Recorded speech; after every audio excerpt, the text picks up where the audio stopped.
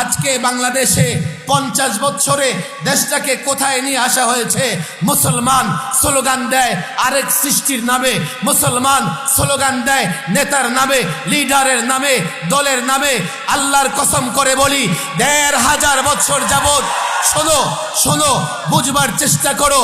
একদিকে ঈমান, আরেকদিকে কুফর, একদিকে কাফের, আরেকদিকে মুমিন, একদিকে মুশরিক, আরেকদিকে মুসলিম।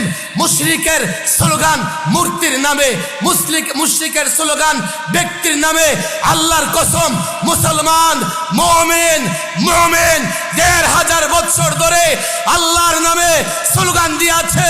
জঙ্গি বলো, সন্ত্রাস বলো, আল্লাহর কসম করে বলি, আল্লাহর নামে স্লোগান দেব।